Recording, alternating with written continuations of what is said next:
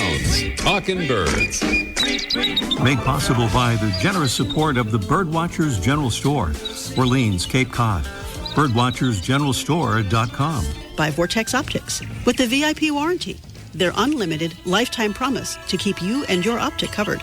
Learn more at vortexoptics.com. And Beautio Books, an independent family-owned bookstore carrying one of the largest selections of birding books in the world. BeautyBooks.com. And by Ocean State Bird Club. Springtime is every birder's favorite time of year. Join Ocean State Bird Club for new online talks and weekly virtual hangouts. And enjoy our quarterly newsletter with stories and photos about birds and birding. OceanStateBirdClub.org and on Facebook, Ocean State Bird Club. Good morning. Welcome to our show, number 831. And happy Mother's Day to all the moms in the Talking Birds listening audience this morning. And moms, we have a little present for you. It's the Dawn Chorus. That's in case you weren't able to get out and hear it yourself. Maybe you're having breakfast in bed this morning. The Dawn Chorus, a wonderful part of spring made possible in part by the wonders of migration and the arrival of birds from places like the neotropics. Meanwhile, out in the warbler capital of the world in northwest Ohio, the biggest week in American birding is underway. It's virtual this year, so all can take part. One of the presenters this year is our own Freya McGregor. And we'd have her on with us to talk about her birdability workshop presentation, along with Virginia Rose, that she's hosting today, except for the fact that she's starting that presentation right now as we begin our show live here at 9:30 a.m. Eastern. But we can all still watch that workshop by signing up for the biggest week. Presentations are being recorded so they can be enjoyed for, I think, the rest of May, but we'll check on that. More about that coming up this morning. And then there are the cicadas. Yeah, they're popping up now in full force with many as 1 trillion individuals in big population patches from Long Island, New York, through Indiana and eastern Illinois and down to northern Georgia. Cicada brood 10, 17 years in the making. Scary to some people, but quite harmless, we're told, to humans. In fact, they are edible for humans. Apparently, there are recipes online. And Smithsonian entomologist Floyd Shockley says that if you spice them right, they kind of taste like shrimp. All right. Well, let's see. We have a mystery bird preview here. That would be the sound of our mystery bird. And if you were listening to our show last week, you have a leg up because we heard that bird last week on our show. Our mystery bird contest is presented by Red Start Birding. Red Start Birding is your new resource for birding optics, gear, and expertise. Great birding starts at redstartbirding.com. Little preview here, continuing with the description of our bird. A stocky, glossy, all-black bird with a heavy bill, sturdy legs, and broad wings. Our bird feeds on fish and crustaceans and eggs and insects and fruits and berries, to name a few items on its wide-ranging menu. It's found usually close to water, a resident of the Atlantic coast, mostly Massachusetts to Florida, and along the Gulf Coast west to Texas. A little preview of our mystery bird contest coming up a bit later in our show. We have a conservation cautious optimism note of the week in the form of this headline: Climate pledges see world closing in on Paris goal. Scientists working on the Paris Climate Accord say that recent pledges by the U.S. and other nations could help cap global warming at the critical point of 2 degrees Celsius by the end of the century, although only if goals to reduce greenhouse gas emissions to net zero by 2050 succeed. So the world is currently set to overshoot the Paris Accord's target by almost a full degree, but researchers say that if the countries that make up almost 3/4 of global emissions meet their pledged or discussed net zero goal, then the 2-degree target could be met. So a note of cautious optimism about meeting the Paris Climate Accord's goals of fighting off the most disastrous effects of global climate change. And now we salute some very special people. They are Talkin' Birds listeners who have become Talkin' Birds ambassadors, helping us to spread the word about our show and about birds and conservation. And thank you to Lori P. from Auburn, California. She says, been birding since the 70s. Love birds, bird conservation, and Talkin' Birds. Well, thank you so much, Lori. Thank you to Allison Chesley from Chicago, Illinois. She says, I'm a professional cellist. I record my own music and tour, although not for the past year, and also teach. My sister Lee, who I just signed up, is a big birder and turned me on to it. She's a cabinet maker in the Bay Area. The birds have been and always will be such a source of inspiration and consolation for me. And speaking of Lee, thank you to Lee Chesley from Sebastopol, California. She says, I always learn something new from your show and get inspired to spend more time out and about with my binoculars. Well, thank you, Lee. So, Talkin' Birds listeners, we're inspired by Lee and Allison and Lori, and we hope you will pick up on their enthusiasm and consider joining our Talkin' Birds Ambassadors family. Very easy to do. When you sign up, we'll send you some of our little Talkin' Birds show info cards, and you can hand them out to friends and neighbors and fellow birders at your convenience. And that's about it. Really easy to sign up. Just click on the Get Involved tab at the top of the homepage. They're at talkinbirds.com. Still to come on our show today, we'll be thrilled to welcome one of the true superstars of the birding world, the author of numerous books, including some of the best field guides on the planet. Kenn Kaufman will be here with us. Plus, we'll catch up with another superbly talented author. That would be Mike O'Connor, joining us for a Mother's Day Let's Ask Mike segment, almost live from the archive, about great single mothers of the bird world. And up next, maybe the best bird mom of them all is our featured feathered friend, presented by Birdwatching Magazine. For more than a quarter century, Birdwatching has been North America's premier magazine about wild birds and birding.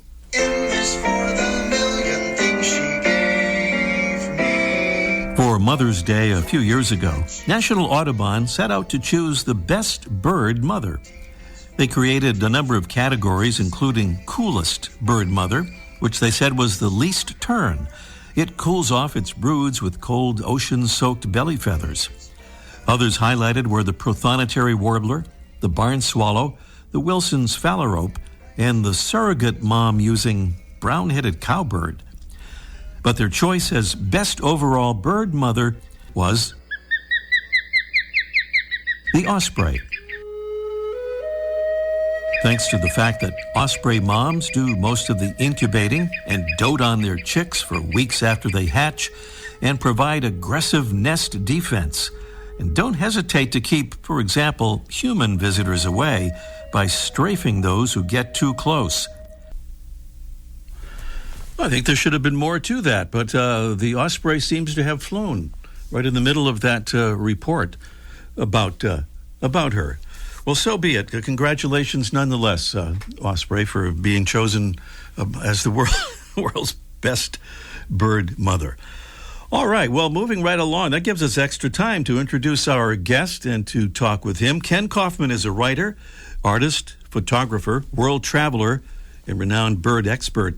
He has written or co-written a dozen books on nature, including his own Kaufman Field Guides series and the classic Kingbird Highway. He's a field editor for National Audubon, a fellow of the American Ornithological Society, and he's a recipient of the American Birding Association's Lifetime Achievement Award twice. He lives in the warbler capital of the world in Northwest Ohio, and he joins us from there right now to talk about spring migration. Good morning, Kenn. Good morning, Ray. It's good to be back. It's wonderful to have you back after all this time. And you're I think you just dashed out, if I'm not mistaken, to see what is going on out there. Where I guess you're right near McGee Marsh Boardwalk. Oh, that's right. Yeah, we live very close to McGee Marsh and Black Swamp Bird Observatory, and I made a quick run outside. It's starting to rain, but at this time of year, there's so many birds moving through that if it rains on a rainy day, you get out in a gap between the rainstorms and the birds are just super active. They're having to feed, and so the rain stops and they're just out and they're really easy to approach. Well, it's a legendary spot there, of course, where people get incredible up-close views of warblers and other migrants coming through. All part of that whole area there, right, or the Black Swamp along the shores of Lake Erie. That's right. The whole Lake Erie shoreline here from Toledo east toward Cleveland is great for concentrations of spring migrants. And the great thing about this area is that there are so many protected areas, state parks, National Wildlife Refuge, state wildlife areas. So there's an abundance of good habitat areas for the public to get out and look for birds. Mm-hmm. By the way, Ken, I read that you didn't really get focused on birds and birding until the age of 6. Why so late? That's right. And I've always regretted those wasted years before when I was just like reading about dinosaurs and things. Mm-hmm. No, I was just really lucky to become enthralled with nature at a very early age. And then the birds took the top spot when I was about 6. Mm-hmm. And I've just been so blessed because of that. Mm-hmm. Well, in your most recent book, A Season on the Wind, Inside the World of Spring Migration, which is just fabulous, by the way, you talk about how folks often asked you why, as a birder, you moved from the birdie land of Arizona to Ohio. I was going to say, how did you answer them? But maybe you just answered it there. But what else would you say about that? Well, I can go on all day about how this is such a great area for spring migration, and it's all true. And actually, spring and fall migration, just amazing numbers of birds come through here.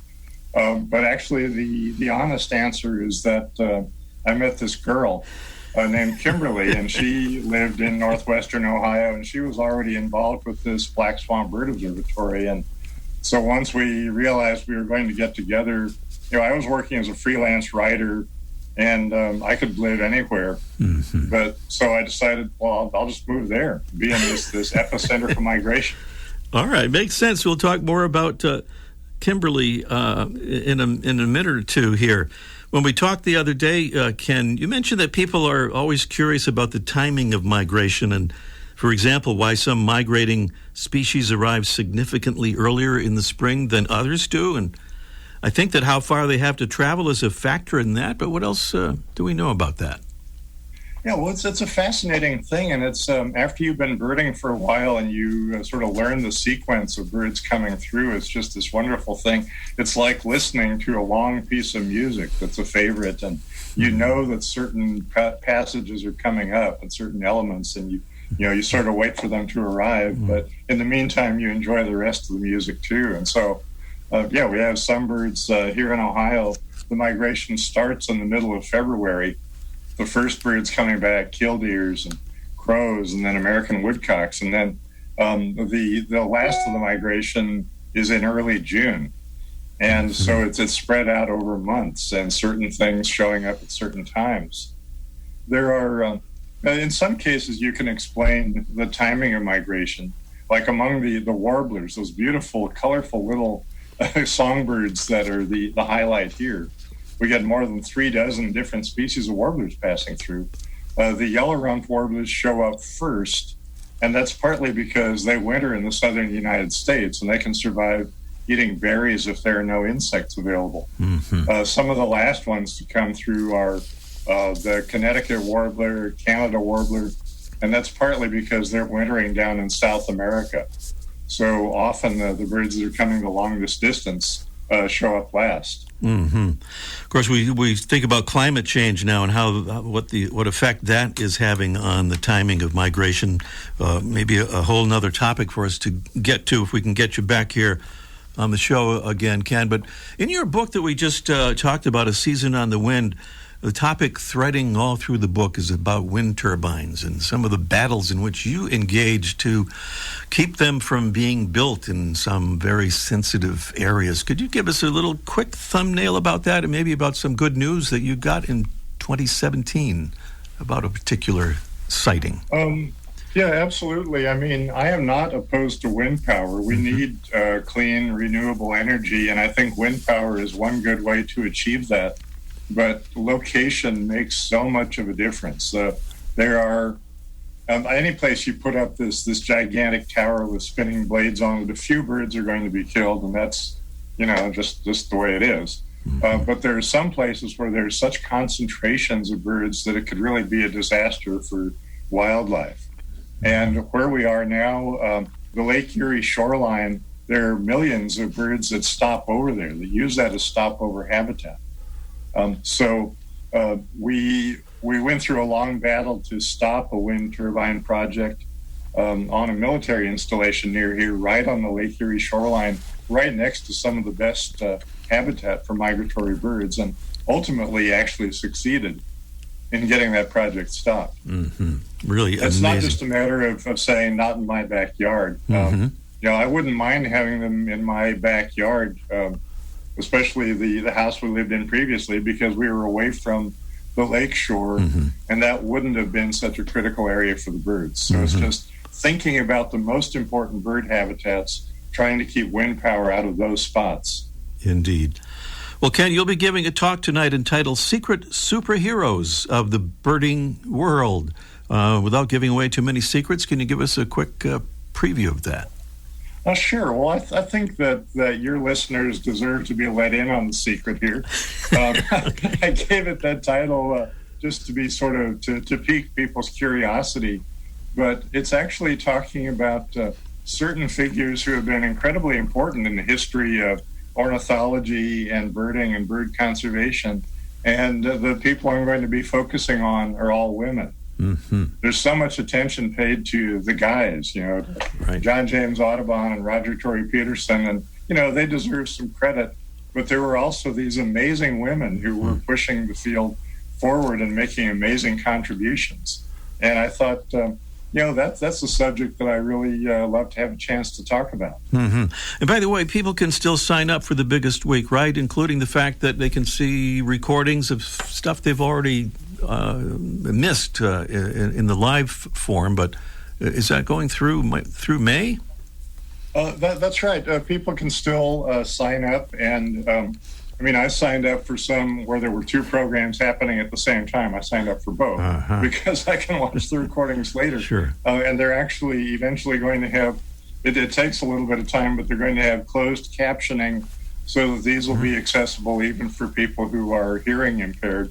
They can watch the videos of these and see the closed captioning.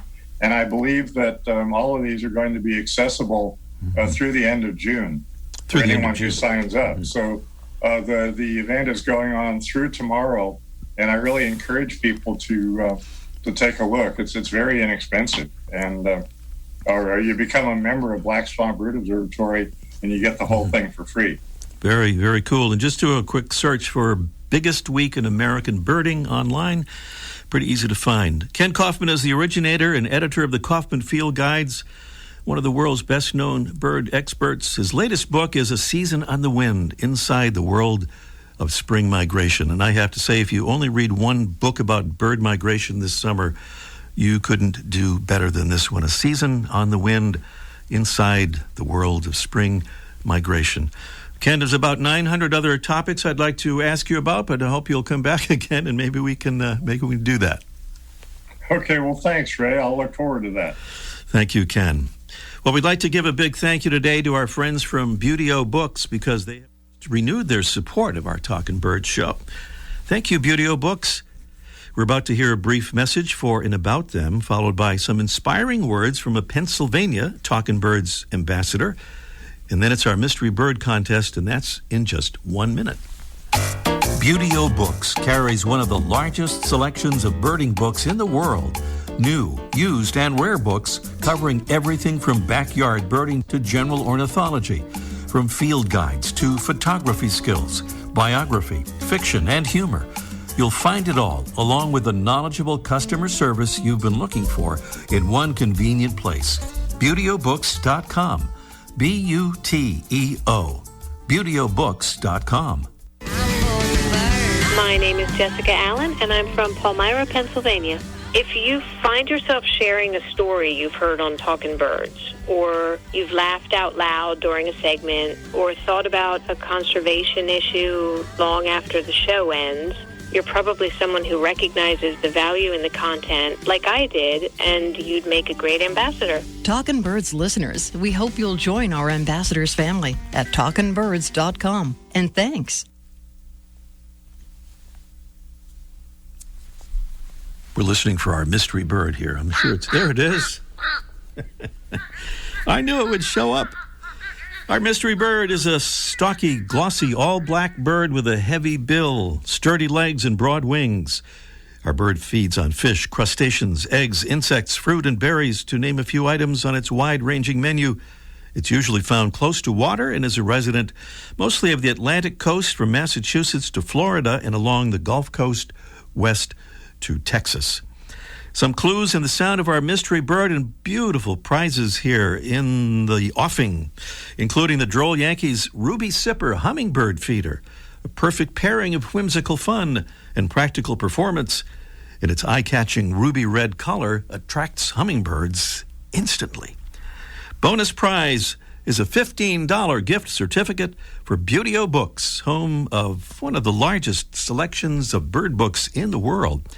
So a couple of beautiful prizes there on our Mystery Bird contest, and the all-important phone number, which we'll call, or which we hope you'll call as soon as you can, is 781-837-4900. That's 781-837-4900 for our Mystery Bird contest. Meanwhile, almost live from the archive, let's ask Mike in just 1 minute. The flutter of a tail feather, the flash of a wing bar in mid-flight. You don't always have a lot of time to identify a bird in nature, let alone to appreciate its beauty. But with Vortex Optics, you'll have the power to bring every wild moment closer.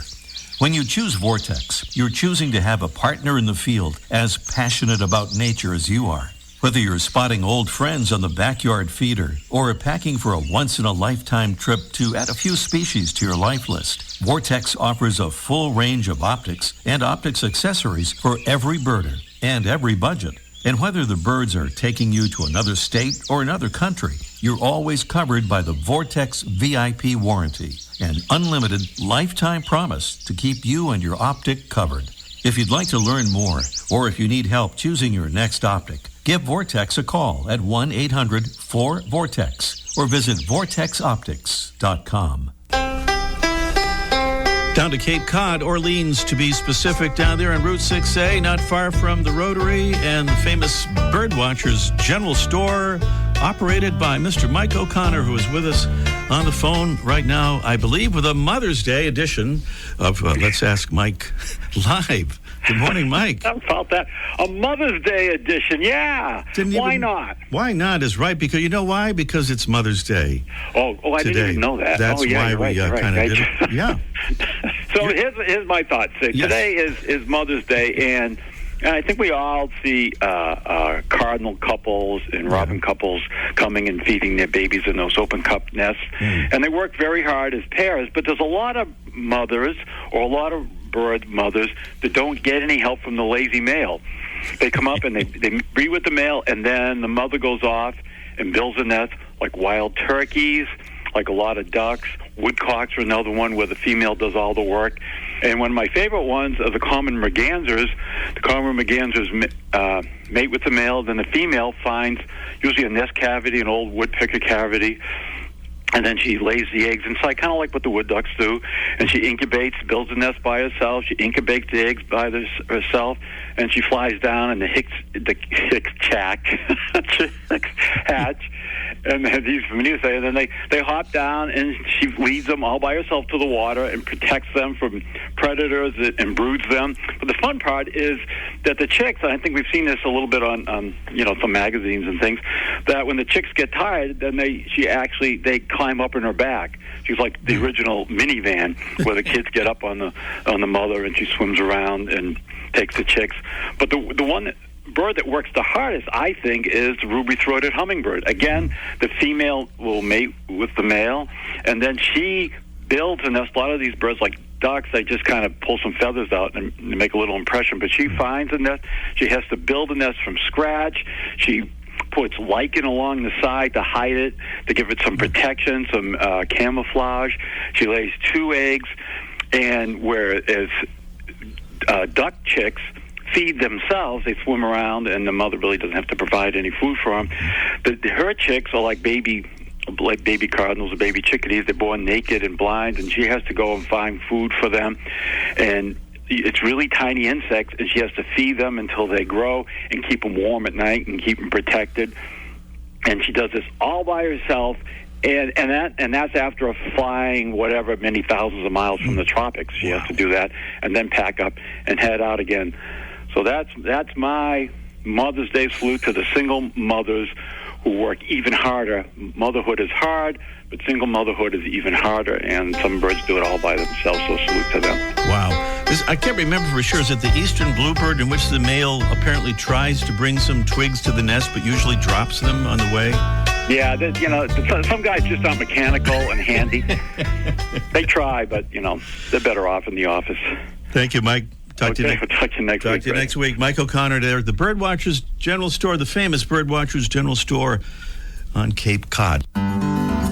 Every Wednesday, Birdwatching Magazine sends an e-newsletter full of information of interest to birdwatchers, including recent news stories about birds, conservation, and science, photography tips, stories about places to go birding, bird ID tips, and much more. Best of all, the newsletter is free. Sign up today at birdwatchingdaily.com/newsletter. As you can hear, we're back at the Mystery Bird Contest, trying to identify the bird that you hear right there. And I believe we have Kristen in a beautiful place called Marshfield, Massachusetts. Good morning, Kristen. Good morning. How are you today, Ray? I'm doing well. Thanks for calling in. Happy Mother's Day, whether you're a mom or not. And what do you think our mystery bird is, Kristen? I was wondering if it could be the fish crow. It could be the fish crow. And wait, it is the fish crow. Oh, no way. Yeah, virtually identical to the American crow, except for that very distinctive sound, the fish crow. Hey, would you like to do a bonus question? I think we have time for it. It's kind of a Mother's Day bonus question. I'll give it my best shot. All right.